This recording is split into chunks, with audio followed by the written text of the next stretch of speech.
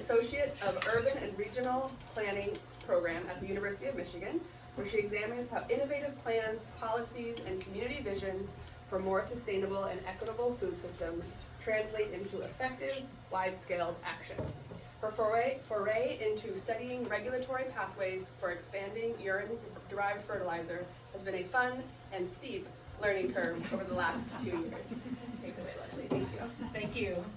Yeah, that's just to say, if I make any blunders, correct me. I'm still learning. I'm fascinated. I'm excited to become part of this community. I was pulled into this by Nancy Love, and Matthew Lippincott has also been a big teacher of mine, as is Kim and others at Rich Earth. So I'm going to be talking about a project that draws from some early work that Matthew, Lanika Sanders, one of the PhD students I work with, that also works on food systems, Jennifer Blesch, who's a soil scientist, agroecologist, and Nancy and I were working on. But you'll also see this is an image from Rich Earth. Rich Earth is also a partner of ours on another project that's related, but not exactly this one, but they graciously have allowed us to use some of their images when we present on topics because they so nicely capture so many of the ideas. I know for a lot of you, a lot of the topics, I've presented this to, I'm from urban and regional planning, that's my field, but I focus on food systems. So I presented an early version of this to urban planning scholars. I decided not to remove the early slides, just in case there's anyone in the room that's still beginning to learn about some of these topics. But I'm gonna go fairly quickly through those, since I think mostly the most interesting part is the actual findings from the interviews that we've been doing in the study we were doing around regulatory pathways. But just to set the stage, we all know our system is broken, our nutrient system is broken, and we're trying to circularize this system. It's an ancient practice. This is not new, but this is something we're trying to revive and mainstream into contemporary society. We've seen this image several times from Rich Earth about how much nitrogen and phosphorus is in the urine part of wastewater. And some estimates suggest that we could replace, I think this widely varies, the estimations, but some of the research we draw on says nutrients from urine could replace about 1/4 of synthetic fertilizers. And this is one kind of metaphor that Rich Earth has talked about, where every day our bodies produce enough fertilizer to grow the wheat for a loaf of bread, to give you a sense of the scale. From the perspective of food systems, which is really what drew me into this work, because I'm really interested in how do we transform our food systems to be more sustainable and equitable, phosphorus and nitrogen fertilizer is so vital to food production that wars have been fought over deposits before we learned how to synthesize, make synthetic nitrogen. Phosphorus is still mined and is quite volatile in terms of where it is in the world. Some people estimate that about 70% of all the phosphorus in the world is in Morocco alone. So with geopolitics the way they are, it makes us quite vulnerable. And prices have hiked and been very volatile in the last years. This isn't even to show what's been going on in the last just few years, but farmers are really feeling a lot of volatility with our global synthetic fertilizer supply chains. And there's questions around debates, but questions around whether we might ever reach maybe peak phosphorus. And then another point that Nancy brought up in one of her questions is that despite repeated and decades of trying to improve the technologies with wastewater treatment systems, we still only recover about 11% of nitrogen and 21% of phosphorus, and a considerable amount is being lost as nitrous oxide or released into waterways, as we all very well know here in Cape Cod. This is Lake Erie, Michigan. We also face incredible algal blooms there, and the EPA in 2023 said that 34 states have faced beach closures and health advisories because of these kinds of algal blooms that are happening in lakes and waterways around the country. So you're not alone. You might be one of the worst, but you're not alone.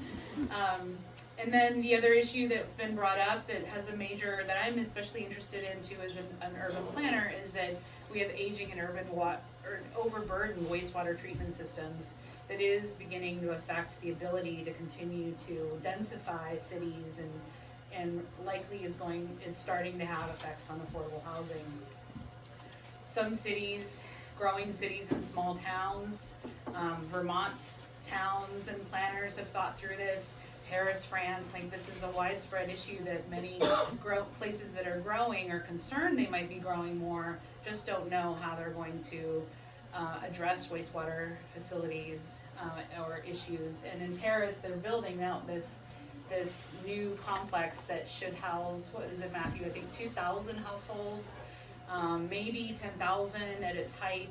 But these kinds of facilities, and this will be all urine diversion. And I think the keynote last year at the summit came from this project. So the point is that there are lots of reasons why we want to make this transition, as we've been hearing over and over in this conference, and that there are lots of organizations. This is probably not even capturing all of you that are here at this conference. I showed this to other actors that don't know anything about this, to show them that this is real. It's motivating a lot of activity around the US and around the world. I showed them this from one of the last summits to show like all the people you all are able to attract to the virtual summits, to show people just how excited and how much is on the ground and going on. So our question in this study, the heart of what we're trying to get to here, is what are the regulatory hurdles that are currently existing here in the US context, and what are the pathways for establishing urine recycling? So we really wanted to look at places where there is real movement and success in trying to go beyond a pilot scale. So we looked at Massachusetts, Michigan, Oregon, and Vermont.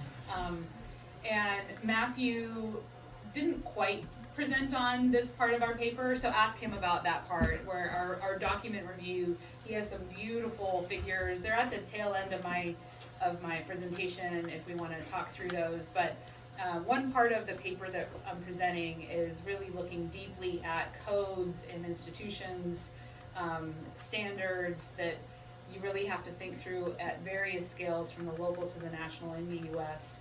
And then I'm going to mostly focus on the interviews we did with 7 practitioners, 9 regulators, one from each of the states, Massachusetts, Oregon, and Vermont, state agencies, and then 6 of them were from Michigan, because another major part of what we're trying to do, and hopefully you can read that, is action research in Michigan, where we're reflecting in a scholarly way on the action we're trying to take to bring about change while we're doing it.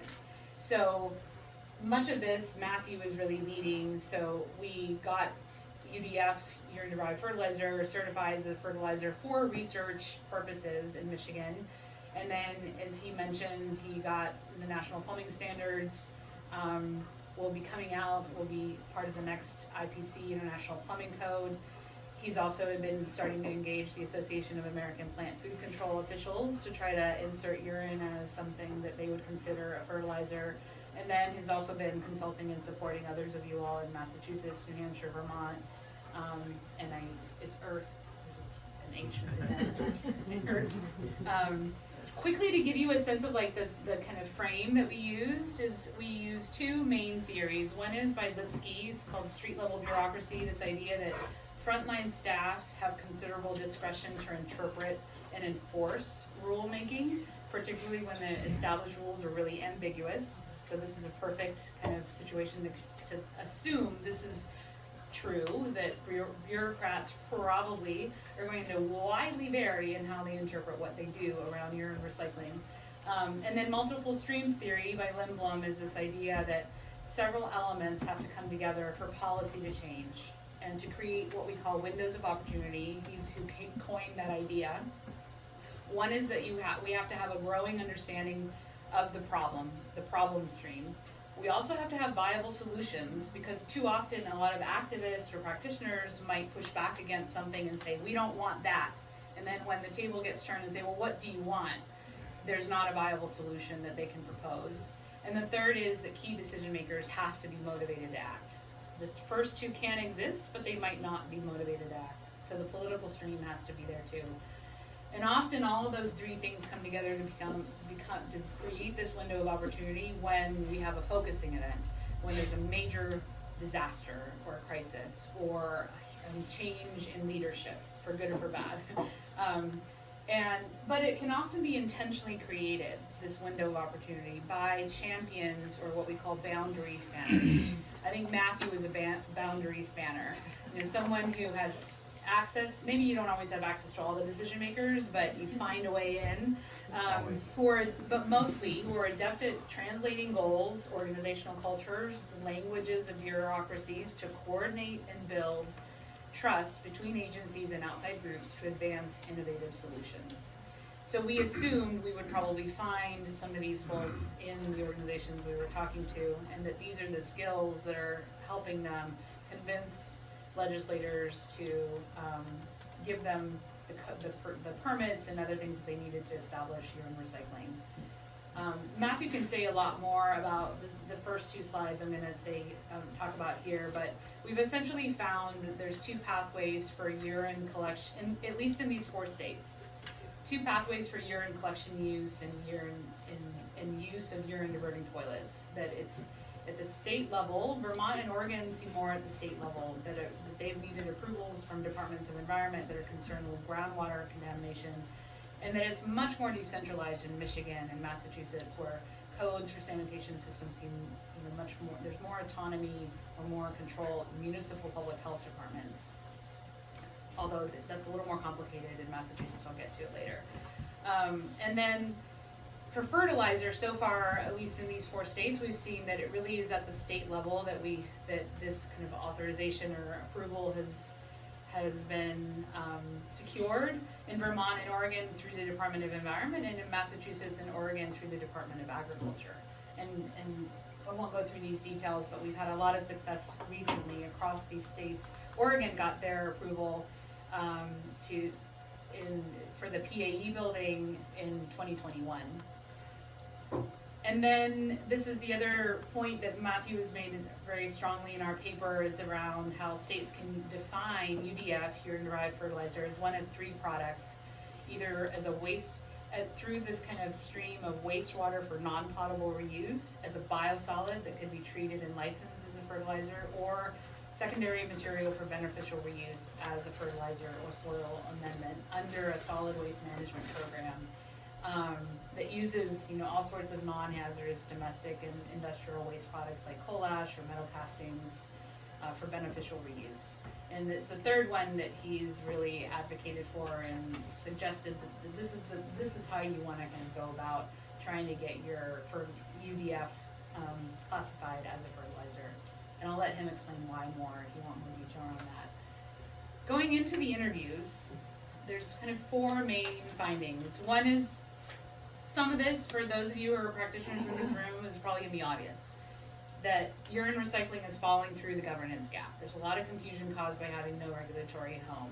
So some of the practitioners we talked to were booted around over and over and over again, and regulators would ask, is it me? Is it up to me? Do I own this decision? And it just goes in circles. You never really get an answer. And one practitioner explained it in a really cogent way that, your urine recycling is part of a circular system, but it's operating in a linear and siloed bureaucracy. Mm-hmm. These bureaucracies are siloed. They operate in linear systems where, in a line, it's very easy to, you do your part and then you hand it off to the next person if it needs to go through kind of several steps. And it's clear to kind of define boundaries, but when it's part of a cycle and you need to talk to people in the health department and Department of Environment and Department of Agriculture, and no one really has done this and there is no precedent, it's really challenging to try to deal with circular complex problems like urine recycling. Can I just throw in that Indigenous Systems Thinking book speaks exactly to that, and will give people a framework to work from. And what we're talking about is the reality of most bureaucracies is they work in a linear and a siloed system. So how do we handle that? And as I go through, I hopefully will kind of explain how different practitioners have dealt with that complexity. The other issue that some places have faced is this division of responsibility across state and local levels, which can create challenges. When local governments have considerable autonomy, but then the state has to still get involved at some point. So in one case, someone was talking about how a homeowner went to a building department and the plumbing inspector, and they wanted to install this certain kind of urine diverting toilet, and they said, oh yeah, I know that system, I've seen it. And then they went to their town government, and they were also familiar with it, and I said, oh yeah, we know a lot about that, here's the way to do it. But then when you go to talk to state wastewater officials, you know, or who manage kind of issues around wastewater, they then they get concerned, and they require a pilot permit and all kinds of engineering and testing and sampling, and it delays the whole process for 2 years. So sometimes, if the state hasn't been able to, or hasn't needed to be contacted, then these systems can kind of go under the radar, but then sometimes state authorities get involved and they get concerned and then kind of stop the system. So there's disagreements, I think, in some cases around who really has the authority. To get around this complexity in Michigan, we followed essentially, the way I'm seeing it, is a sequential process. We talked to lots of people first. We just tried to understand their authority. We gave them a short kind of presentation that I think Rich Urich and Nancy and others have done in the past to kind of give them the state of our knowledge and understanding of research, and then just talked through and learned like what were their reactions, what were their concerns before we ever asked for any permission at all. And that started to give us a sense of who they needed to hear from to feel like it was going to be legitimate. And then we finally, we identified that it was really the State Department of Agriculture that we needed to go to first. And that's where we got the permit, or we got urine-derived fertilizer certified as a fertilizer for our experiment, and that seemed to really open up the door. And Nancy can say more about this with a conference that Haley also was there, who's presenting in the other room, where I think then our Department of Environment, once they heard that, and also our local public health offices, once they heard that, then they were like, oh, okay, that is legitimate enough for us. And it seemed to be kind of paving the way now for us to keep moving forward. And another example, the way they dealt with this complexity is they got all the practitioners in this kind of cross-sector symposium all into the room at the same time. So they said they got everyone who was going to touch a jump of water, from the fire marshal to the plumbing inspector and others at the state, the city, and the county, so that there would be no finger pointing, so that regulators couldn't say, oh, that's so-and-so, which is what they had been trying. Yeah. And everyone kept pointing, like, go over there, and it was really frustrating. So they just got them all into the room, and then they presented their goals, the systems they were thinking about, and then they said they left the room with 2 permits. And the point person for each permit. And there was clarity about what we needed to do, and everyone knew their role. It demystified a lot, which I found was fascinating. Where did this happen? I'm not going to say. Can I ask one question that maybe you can answer? But so this all of those people were literally. It wasn't us. It wasn't you, and probably the Massachusetts folks sort of like, no, it's not them. All these people were literally in a room together. Yes. And the topic was about urine recycling. Yeah, and they really hyped it up. They I think they probably had good food, and and they really made a big deal about this event, and they got everyone in the room. So I'll come back to that. I don't think everyone can handle doing that, but it's a really interesting process. The second major challenge we found is staff discretion, and that most bureaucrats and regulators err on the side of risk aversion. So because there's no clear home and there's no incentive, in most cases it's a disincentive for a regulator to step up and offer a permit. So one practitioner said, there's nothing in their job that requires them to say yes, and they don't get a reward for taking risks. They can still get a paycheck, and it's less stressful to just say no. So unless it's part of their legacy, they feel like they're creating a legacy that they see as something desirable they want to leave behind, it's a lot less grief to just say no and maintain the status quo. They tend to think about the worst case scenarios, and so they're often misunderstanding urine recycling and imagining scenarios that are unlikely or incorrect. And as one practitioner said, regulators are trained to think about the worst case scenarios, which can be really useful. They went on to say, I want my regulators to protect me, but sometimes that risk aversion gets in the way of thinking about the consequences versus the benefits. And there's a bias towards that any risk at all means you probably can't do it, thinking you probably can't do it, and that there's going to be a lot of hoops to go through. So again, it's just easier to just say no. One practitioner really felt like regulators were driven by emotions rather than evidence. And they talked about how they kept feeling like they were making, and this was brought up in one of the most recent sessions, about how they were making decisions based on dated language, old codes and old codes in old books, and often not allowing room for science to be part of the conversation. And that's probably why they're in a regulatory position, because that's just, kind of, they're driven to think that way. But here's where I give you more of the ideas of how people were kind of moving around these challenges. So one is really trying to build trust and finding common ground. So one practitioner put it as that regulators ultimately, they really felt like they do want to be part of a solution, even if their hands are seemingly tied. One regulator that was really interesting talked about how they really responded when practitioners were proactive and responsive to their questions and their concerns. And they put it in an interesting way. They said, that the regulatory community tends to be seen as either wearing a white hat or black hat.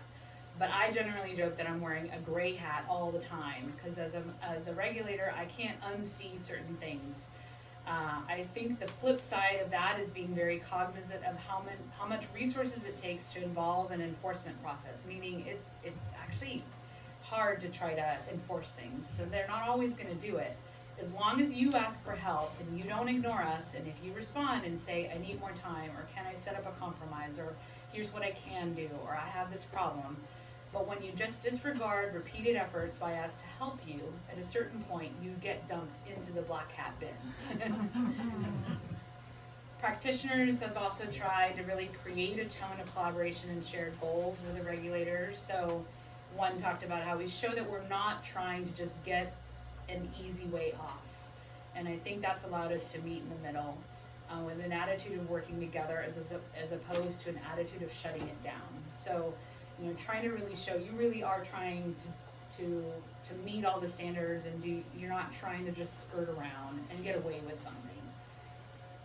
In 2 states, practitioners built trust and credibility by starting small with a temporary permit and by citing and doing research. And this is Nancy in a recent meeting we had with 2 plumber union guys, and I was just in our urine processing room. And Nancy, I think, also is one of these boundary spanners, and she knows how to speak to people, and she knows how to present research in a way that's really accessible. So one regulator said that we wrote them, the practitioners, a temporary permit, and they felt like sometimes you just don't quite know what to do, but you want to get them going because they want to do their work. So a temporary one is not as risky. They realize they could reverse it if they needed to. And they were really impressed also that the fact that they've done their research on pharmaceuticals and things like that gave them a lot of clout to partner with a university and to publish on that. So they, at least in this case, doing research, really trying to understand what you're doing was convincing to them. But you really need to know your audience, and I don't think that, as you heard in an earlier interview, they talked about how they felt like regulators were driven by emotions and not science. So I think Matthew also raised what somebody gave them advice to not cite university researchers, but the support of treatment plant operators, plumbers, and toilet installers to make the case to the IPC. If I could add. Yeah. And so we flew Brian to the IPC hearings, and he was very nervous because he was like, oh my God, I don't want to testify. We give amazing testimony, and I've gone to several more hearings since then, and people will talk about hearing him talk and say, well, I heard this treatment plant operator. Nice. So very effective. So scary. So I think that's huge. Yeah. And what the university could do is find the money to get people to get the travel money. So you can still use university Yeah, resources. we have the resources to help. Can I jump in Yeah, with one please. other quick thing? So in January, I think this was kind of a cool example of this. Nancy and Matthew and Haley and myself went to this conference in Michigan. It was in Michigan on-site. Oh, that's right, you were there too, yeah. On-site wastewater conference, and it was really great because the four of us obviously had like a lot of different. We have very different clouds. And you know, we were coming with a lot of different expertise, and so whoever asked the question from the audience, like one of us really had the experience to speak to that question, and so you know, if they were looking for a more anyway, whatever It's kind of like the opposite of getting everyone in the room. It's like if you get all the pieces of the like expertise and clout to then speak to important people. And people would kind of roll their eyes at some of us, but Arthur would basically show how big his truck was and how big the tank was. And people were like, oh, he pumps stuff. Okay. We could introduce him as he's the guy who has pumped and driven more pee than anybody in the world. In the United States. That's awesome. And, you know, there's like certain people that speaks a lot to. Well, and so like it was like it felt like a great way that we as a team we could speak to whatever kind of question was. Well, and that gets exactly to what I say in the next slide, is that who delivers the message and how may, usually matters. And I think one reflection that I got from one practitioner was really important, that it's also about having empathy, really putting yourself in the shoes of the regulator that you're talking with. So they gave this story about how, and to preface it, they were talking about how they had gone in circles and circles for a year or two, quite a while, not getting anywhere. And then they said, then we set up one of the toilets in the parking lot. The regulator initially said they just had 5 minutes to meet with and see the toilet. My business partner, in this case, came along, is a charismatic person who struck up a conversation with the regulator, quickly developing great rapport. After an hour, the regulator was willing to provide the permit. So it just further validated assumptions that regulators often are much more open to interpretation. All that to say, it's sometimes not what emotions that sway regulators' positions of reject or support. Then they reflected, and I really should have spent more time understanding the state regulator. Who are they about? What are they about? How long have they been in their role? What are some of their own things that they really feel great about? Some areas that they have concerns. I don't think I brought much empathy to that engagement with them, and maybe that would have really benefited our conversation. So the last part that really was helping some practitioners really move along is really creating a precedent and maintaining momentum. So, that if one in some places, I think we've seen this a couple times now, that in one place where one organization got a permit, then another one was easily able to get that permit because they already had a template for it. Matthew, in an earlier discussion, said because Michigan had fertilizer permitted by their Department of Ag, then the Department of Ag or Department of Environment in Vermont and Massachusetts could build off of that. So precedent is really critical. And then ongoing engagement matters as well, though. And this is from Rich Earth. It shows the long engagement they've had of all these different steps where they worked with regulators. And it's almost every year that it seems you've always been interacting with them all the way along. But in one case where there had been a permit given many years before, and then they tried to get it like 6-7 years later, it felt like they were starting all over from scratch. So keep that momentum going. So the way I kind of sum up the big lessons of this is that, a lot of scholars, when they talk about really complex systems-based issues, is that ideally we just restructure our whole government to do something called, some people refer to it as joined up government or collaborative, coordinated government, where all of the different departments are always talking to one another to solve complex problems together. That's really challenging. It rarely happens. And so outside of that, then I think our findings are showing other practical strategies you could use to simplify the regulatory process and reduce risk aversion when you're confronted with this kind of ambiguous rulemaking. So one is that example of bringing all the decision makers to the room, but I think you really need capacity, skills, political capital to do that. or do what we've been doing in Michigan, this best, figure out what's that best sequential process so that you can find that domino that finally is gonna create all those other dominoes.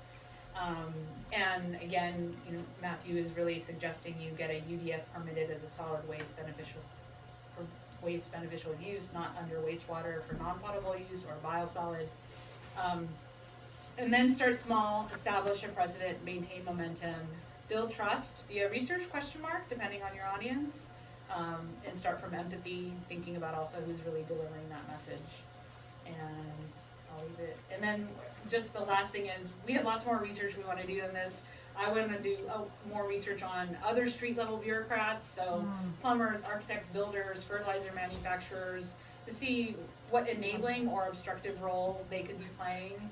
I want to talk about the motivations of a lot of other regulators. So there's some research about how some regulators might be risk seeking, not just risk avoiding, especially if they recognize that the status quo could do more harm to society compared to taking a risk on an uncertain innovation. I'm really wanting to find those kinds of regulators and understand their psyche.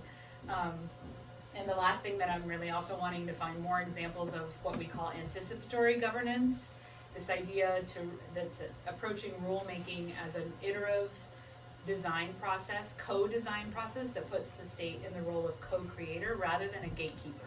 So really working with you. So I'm wanting to find examples of where that's happening to understand how that ever came about, because it's not a very common way to try to approach government. I'll leave it there. Thank you, everyone.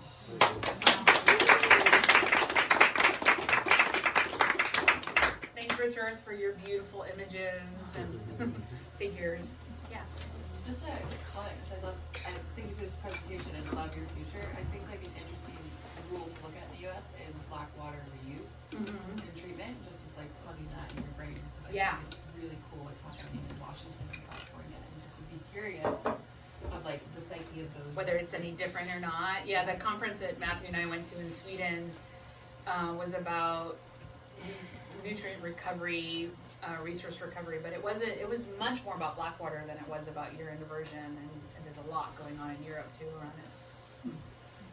About 6 minutes for questions. Okay. Any other comments or questions? Your presentation is very high level. You're at the state. I live in a small town, and they're not going to do anything until the state does something. Yeah. Okay? So I will not ever influence the state. How does it happen? You could. Yeah, maybe. I Don't would, disempower yourself. I right off would the beg bat. to oppose that, and our group is gonna try and challenge that. Well, and also that's what we were facing in Michigan. So I thought, maybe naively, oh, we could just talk to, I know the director of sustainability in Ann Arbor, and we collectively, Nancy and I know a lot of people in our county, and I thought we could just talk to some public health staff and our director of sustainability, and that's all we would need to get going. And they, especially the public health department, were like, well, what does the Department of Environment say about this? Is it a certified fertilizer? Well, once you figure that out, then come back and talk to us. And that just kept coming up, even when we had local connections. And so we weren't trying to tell the state, allow urine diversion across the entire state. All we wanted was a research temporary permit to use urine diversion on some field trials. But that was enough.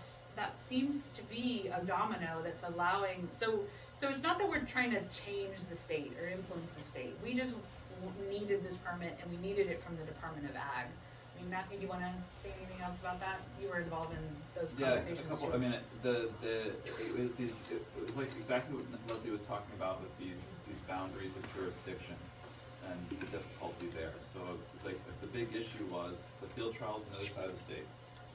So we had to somehow get this urine-derived fertilizer on a public road from one side of the state to the other.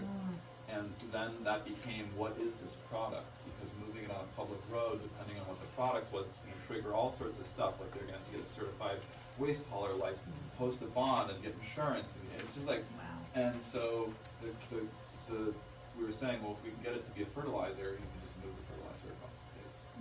Right. And that was kind of like trying to figure out what that minimum rule change was. I think it was very fascinating how relieved people in different departments were once we had that decision from the Department of Ag, because they were kind of concerned that they were going to have to stick their neck out on a decision. And once someone else was, they were super excited that it was happening. And they were like, oh, it's a great technology. And they're like, you could see them like spitballing, and we're like, I don't know if we're ready to do that. You know, yeah, that's an interesting idea you got there, which is a complete turnaround. And so I think like example. just getting someone to come out. I think in Vermont, Eamon Twohig, who's the regulator you work with, he came to the Rich Earth Summit back in 2016, am I correct? Something like I that. think, and you know, he was willing to work in a situation of regulatory ambiguity. So writing a permit without necessarily declaring you're in a specific thing, just saying, hey, here's like enough, like a minimal permit from the residuals department to start working and kind of work through that. And I think a big thing that we've learned from these different projects is, like, it's very easy to want a solid answer from government, but they actually want a really, like, nebulous answer. They don't want to make a determination. And so coming out and saying, well, what is this product? How should you license it? What should be the regulatory regime? How should you completely restructure governments so that can bring, you know, 1 bucket of urine across the road? Like that conversation doesn't really go very far. But if you're willing to operate with a little bit of regulatory ambiguity, and they feel like they have some oversight, that they aren't having to make a super hard decision that commits them down some path or getting in trouble with their boss, that can make things a lot You can easier. then get more clarity as time goes on, hopefully. Yeah. You know, and I think we've had that happen for us in Vermont, and there are still things that we are hoping to get further clarity on. Mostly, in a lot of ways, mostly so that they can just help set further precedents. And some of those things we haven't gotten yet. But that's kind of okay, and like hopefully at some point there'll be some little switch that flips that allows us to get that clarity, but you know, hasn't happened yet. Say one other, oh, go ahead, yeah. Well, I was just wondering, Patrick, your question is more like specific to Harwich, and what would you be asking, and who would you be asking to Board of Health, to what it? I've already asked Board of Health, and they said they can't do anything until the state approves it. And what are you asking for? A composting toilet or a Urine diverting. urine diversion? Yeah. In one building. Yes, Or in your home or something? in my home. Yeah, because I'm kind of But that's- feeling I have the same thing that I'll take to my Board of Health and to the plumbing inspector, and it's like, well, where do you start with it? We can point to Mass TC, you know, like, oh, there's examples of it, or, you know, things like that. And can I just point out, DEP, Deputy Director DEP, was it Gary Moran? I think it's Gary Moran. He said at one tape, Falmouth expressed interest. We haven't really heard a lot of interest elsewhere, but if other towns express interest, we're open. The gates are open. That's recorded.